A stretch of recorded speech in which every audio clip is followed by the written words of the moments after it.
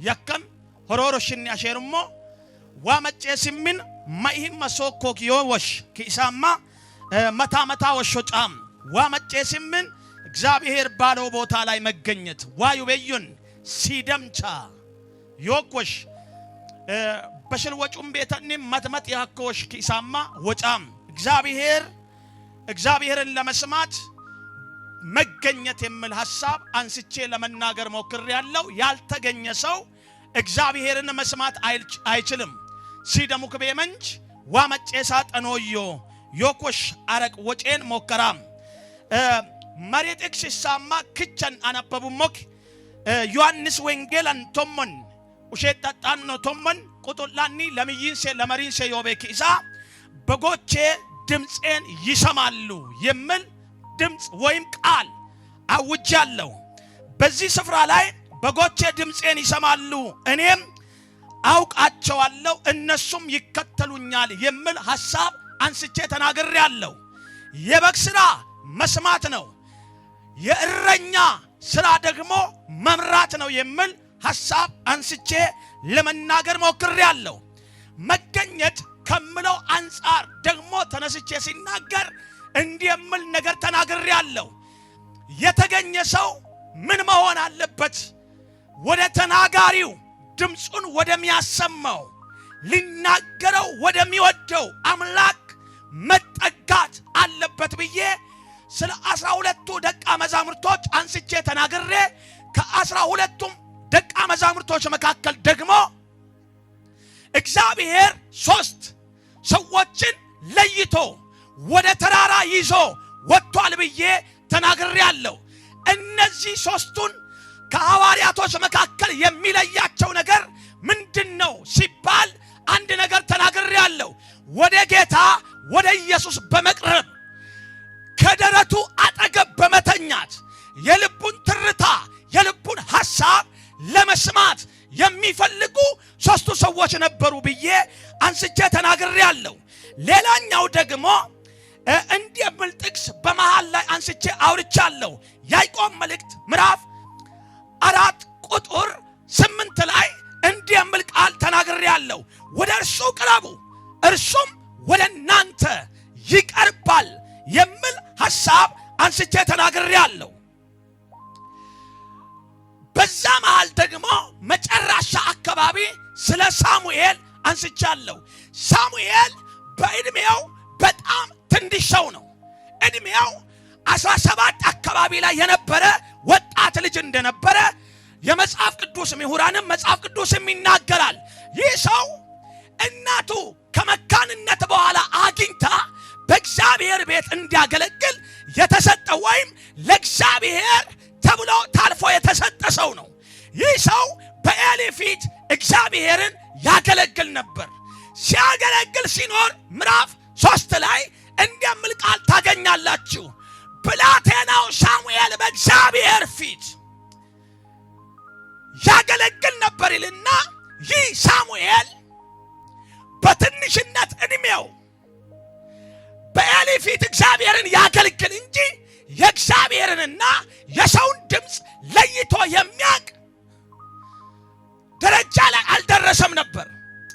ይህ ሳሙኤል እግዚአብሔር የልቡን አጀንዳ ሊናገረው ሊያጫውተው ፈለገና እግዚአብሔር ጠራው የሚል ሐሳብ አንስቼ ተናግሬያለሁ። እግዚአብሔር ሲጠራ ድምጹን ለይቶ ስለማያቅ ወደ ኤሊ በተደጋጋሚ እንደመጣና ኤሊም ደግሞ ሂድና ተኛ እንዳለው አንስቼ አውርቻለሁ። መጨረሻ ላይ ግን ኤሊ እየመጣ ሲያስቸግረው አንድ ነገር አለ። ሂድና ባሪያ ይሰማልና ተናገር በለው ብሎ ስል ታገኛላችሁ። ከዛ በኋላ ነው እግዚአብሔር መጥቶ በሳሙኤል አጠገብ ላይ ቆመ ይልና በእስራኤል ላይ በምድሪቷ ላይ የሚሆነውን እያንዳንዱን ምስጢር ገልጦ የተናገረው። ዛሬም አንድ ነገር ማውራት እፈልጋለሁ። እግዚአብሔርን ለመስማት ልቡ ለተከፈተው ተዘጋጅቶ ለመጣ እግዚአብሔርን ለሚጠማ ሰው እግዚአብሔር ይናገረዋል። መከንጊ ሞለ መታይኒ መግረም ዋይሌ ጉዳዋሩ ካንና ጤቢያዋሩ ካንና ሐሳዋሩ ካንና ከበለሚለ ኢትበየ ሰገር ዮሐኔ ኤመንችን ዋወጮ ኮዮ መንመታ አሚን ይሆና ዋወጮ ሐሳዋሩ መንኖኒ ጤቢያዋሩ መንኖ ጤበል ሊልካ ሲጢታ መቶት ገዳን ማን ነካ ለካ ጤበል ሊልካ ሲጢታ መቶት ይለ ይህንን ነው ማታ ሲናገር የነበረው። ዛሬ ቁጥር 2 ላይ ያለውን ቃል ትንሽ ማውራት እፈልጋለሁ። እግዚአብሔርን እንዴት ነው ታዲያ መስማት የምንችለው? ዛሬ መናገር የሚፈልገው ይሄንን ነው። እግዚአብሔር ተናጋሪ አምላክ ነው።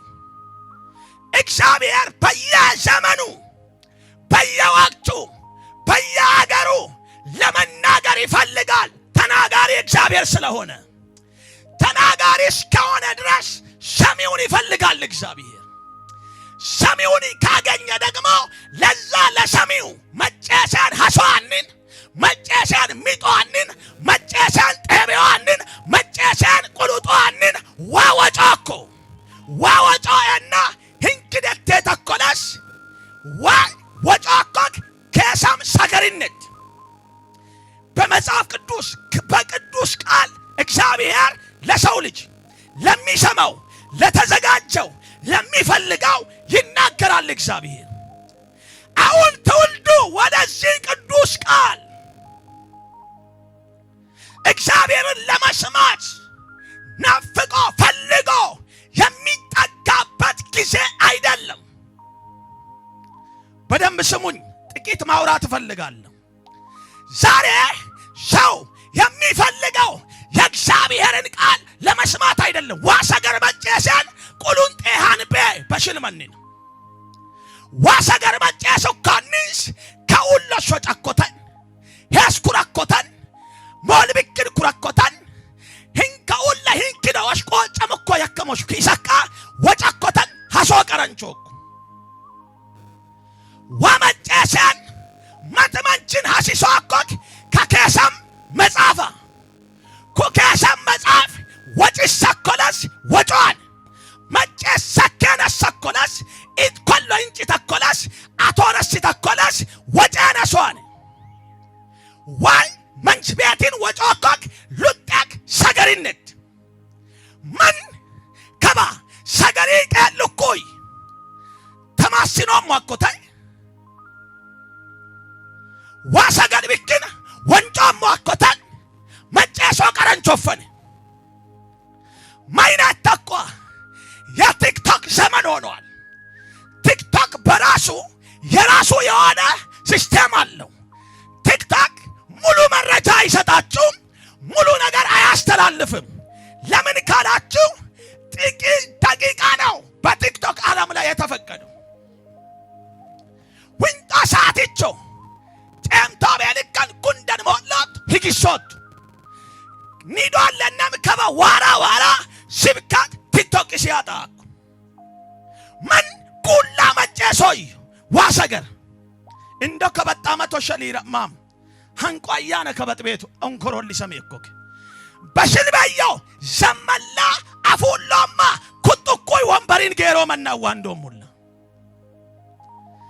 gas hofania man zambarula kesamayani womwan man zambarula lisani womwan man zamarulas amalla kalasak wais limz macheson kabagin mo lakama bashilul mattaka monnomar ni ullan zamara ekesamayan noron yoko takodem taballa mahloro aga kutuko yemarafuru wasumi o manfasni ani uli kabak asamon angi molle mata waile kishagar sholli shakko manfasile ni uli shelle mata yasosumi asamon aile machase kaul walla zamballa ebaran warama koyaka marimasamayo wakamanni kiritawaja yolla atora san hasambikin wadanna kurena sambikin iminada isagal kolla daballa kureya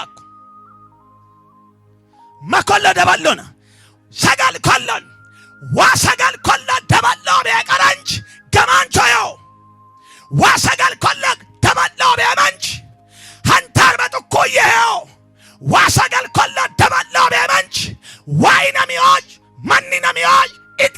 ሆይ